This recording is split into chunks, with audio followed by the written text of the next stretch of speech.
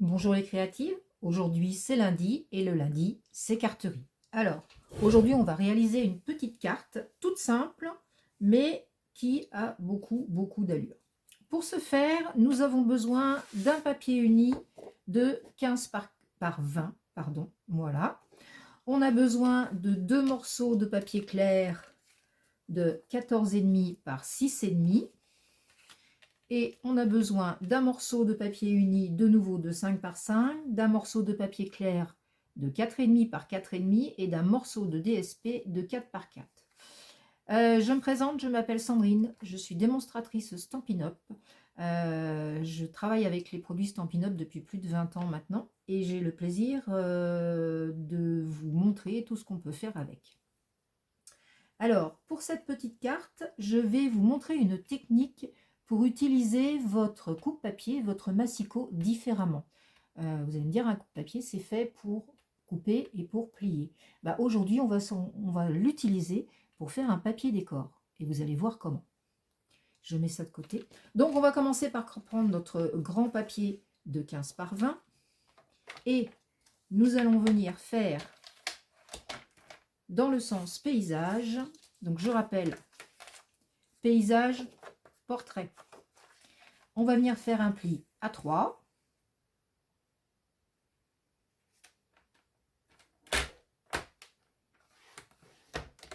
Un pli à 6.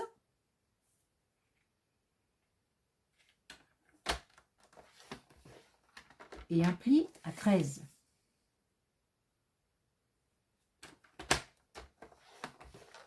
Voilà. On va venir. Et nous allons venir nous occuper de ce morceau-là. Donc là, vous avez le premier pli à 3. Donc nous allons venir nous occuper de cette portion de papier qui se trouve entre le 0 et le 3.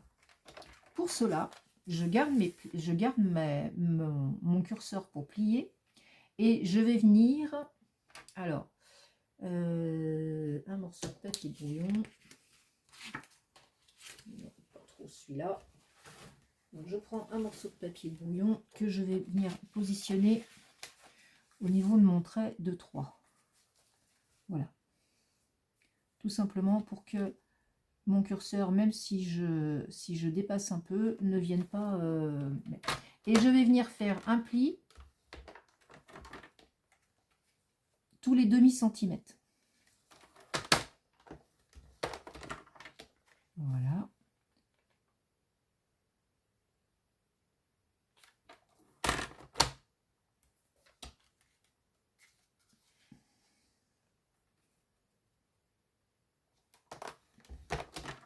Et vous voyez, quand je fais ça, du coup, les plis sont marqués ici. Et même s'ils sont un peu marqués ici, de toute manière, ça n'aura pas d'incidence. Je suis en train d'y penser puisqu'on va... C'est une technique que j'essayais, mais finalement, ça ne marche pas aussi bien que je le souhaite. Donc, je vais abandonner l'idée et simplement faire des plis comme ça. Donc, on va venir faire des plis tous les demi-centimètres. Demi. Je pense que je vais accélérer sur la vidéo parce que vous allez vite saturer.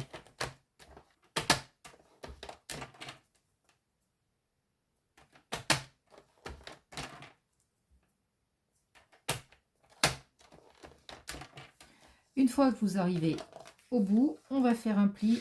Alors, on va faire un pli à 0,8, 1,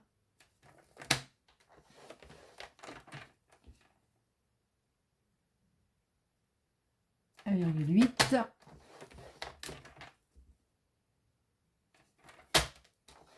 2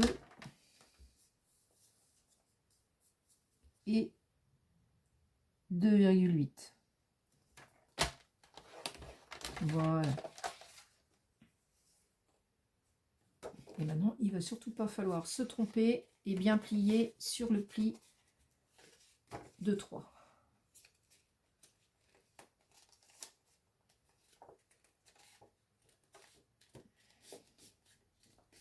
Voilà. Alors, pas 2 petites minutes. Je vais venir marquer mon pli. Et là, vous voyez, on obtient un motif exactement comme si on avait utilisé un plioir de gaufrage.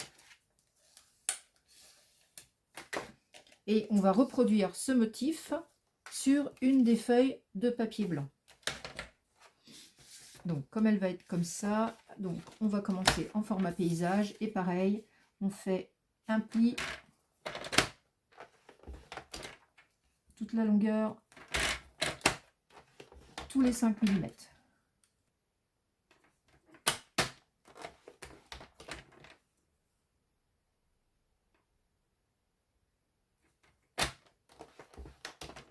Voilà, et ensuite en format paysage, on va venir faire un pli à 1,8 à 1.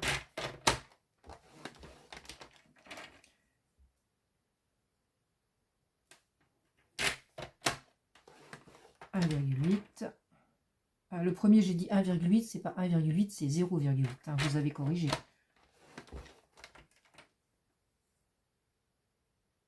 « 2,8 » 3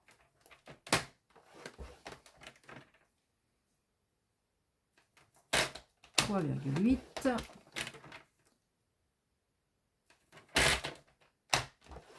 4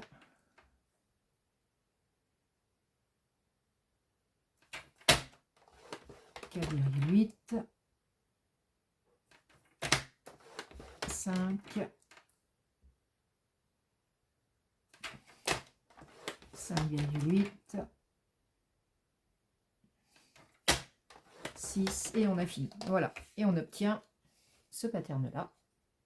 Vous voyez, donc vous pouvez vous amuser à décorer vos papiers juste avec votre massicot, avec votre coupe papier. C'est quand même pratique. Simplement, là on voit qu'avec juste du papier blanc, on peut obtenir quelque chose de très chouette. Maintenant, on va venir coller. Donc, la partie qu'on a pliée ici, on va venir la coller là, après avoir mis ce pli-là en sens inverse. Et celui-ci vient se plier comme ça. Voilà. Hop. Donc, votre carte, en vérité, vient comme ça. Donc, cette partie-là vient se coller ici.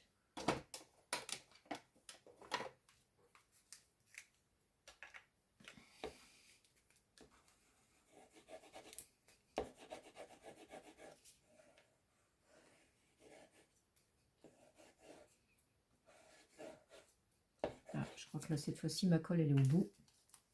Donc, il va falloir que je sorte un autre tube. Où est-ce qu'il est là?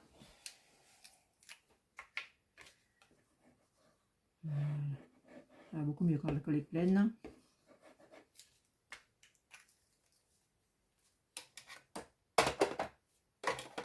Donc, cette partie-là, on vient l'en coller ici.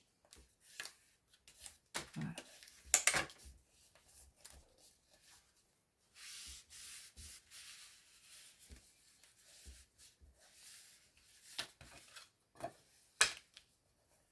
Voilà.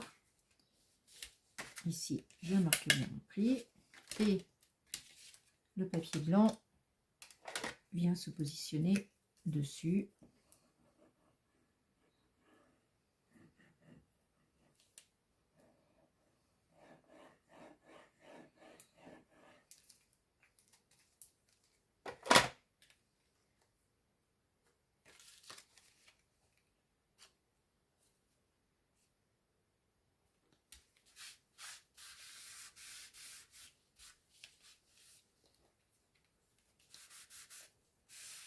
Voilà. Ensuite, nos 3 petits carrés viennent se superposer.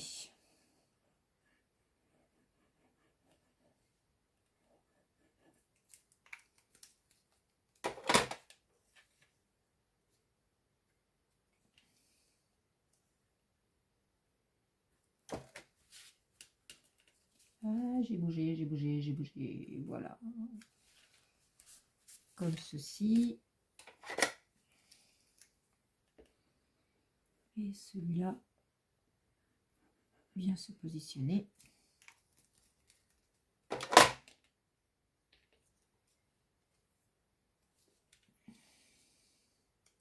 Au milieu. Donc vous voyez, c'est une carte qui est très bien, par exemple, pour utiliser vraiment des petites chutes de papier, puisqu'au final, vous avez besoin en DSP d'un morceau de 4 par 4.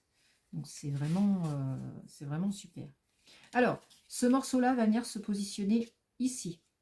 Et on va venir le coller uniquement sur cette partie-là. Donc, je positionne bien ma carte sur un trait principal ici. Et puis, je peux même carrément replier. Voilà, comme ça sera beaucoup mieux. Ça évitera les bavouilles. Hop, donc, elle vient comme ça. Faites attention si vous avez un DSP avec un sens. Hein. Et je vais venir en coller. Donc, je vais venir en coller comme ça. Donc, j'ai 1, 2, 3, 4, 5, 6 carreaux. Et je vais venir en coller au moins 4 carreaux. Donc, voilà.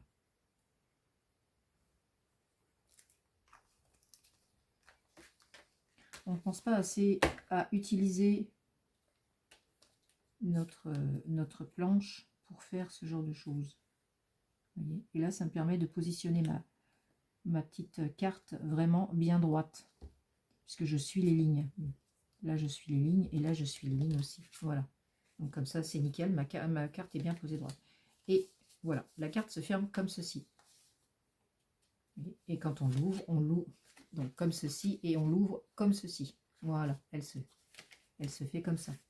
Donc, dedans, il nous reste à mettre le morceau là.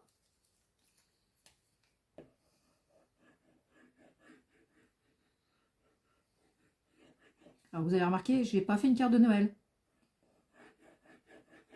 Parce que j'avais une carte d'anniversaire à faire. Voilà. Donc, du coup, j'ai pas fait une carte de Noël pour une fois. Hop là. Et j'avais dit qu'il fallait pas que je mette mon DSP à l'envers. Et je l'ai mis à l'envers. Voilà. Je vais être bonne pour recommencer. Hop.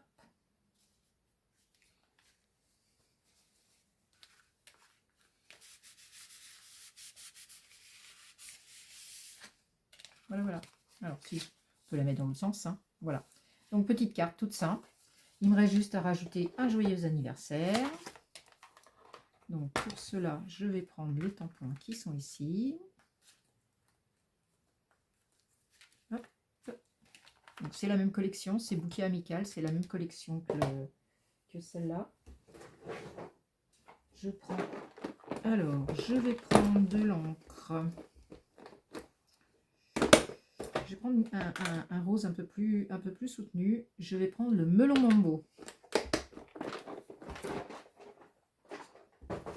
Qui est un rose un peu plus vif. Hop, mon petit truc.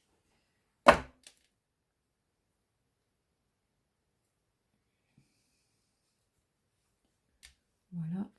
Que le frésia, parce que j'ai peur que le frésia soit un peu clair. Je vais voir ce que ça va donner.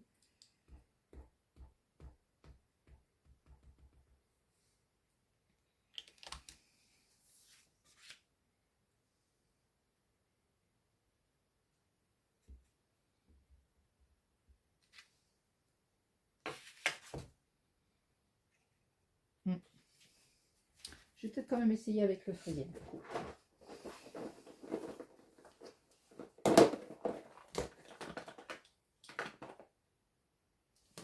Parce que le frésia, c'est cette couleur-là.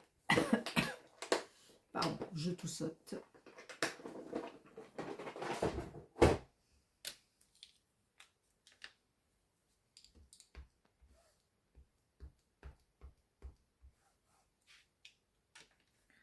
Et je vais voir ce que ça donne.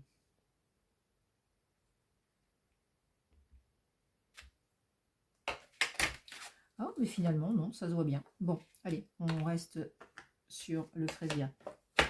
Voilà. Il me reste juste à découper ceci.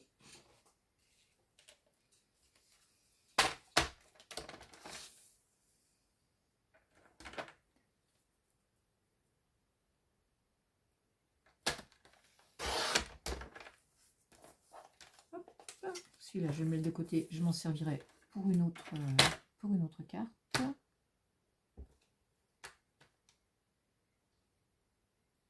Plus. Voilà. Et là, je vais vous donner une petite astuce. Alors, moi, j'aime bien faire des sentiments un petit peu avec les bouts en biais, comme ça. Alors, je vais venir couper mon papier en biais. Et pour être sûr d'avoir le même biais de l'autre côté, je vais utiliser les lignes de mon massicot. Et aujourd'hui, c'est une carterie astuce massicot. Voilà.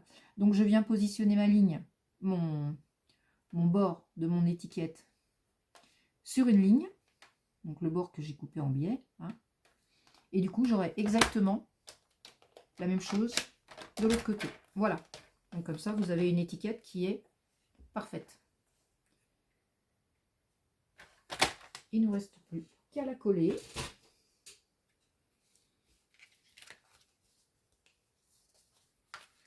Alors, puis comme ça j'aime bien parce que du coup, ça me permet de mettre les étiquettes en biais. Et moi, j'aime bien mettre les étiquettes en biais. Voilà. Alors là, je ne l'ai pas fait exprès. Voilà. Et puis, ça permet de mettre toujours... Hop, je vais la relever un tout petit peu. Hop, vous voyez, toute simple, toute jolie, toute mignonne.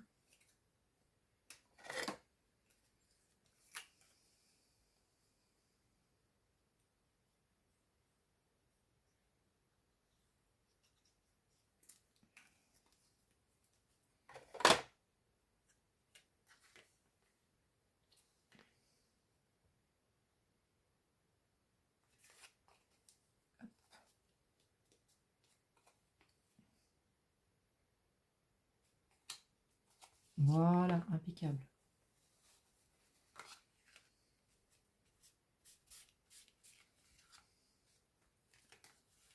Et il nous reste bien sûr à mettre. Ah, où est-ce que j'ai mis mes strass? J'avais mes strass tout à l'heure. Qu'est-ce que j'en ai fait? Les voilà. Parce qu'une carte sans strass, c'est pas une carte. Donc là, puisque nous sommes dans les tons roses, on va rester dans les tons roses.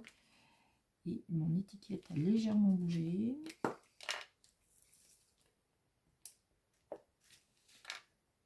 Hop. Hop. Voilà. Et donc, une jolie petite carte, on ouvre, et le petit mot est à l'intérieur. J'espère que ce petit tuto vous a plu. Vous voyez, c'est tout simple, c'est tout facile à faire. Restez créatifs. Si vous voulez plus de renseignements, vous avez l'adresse de mon site en description.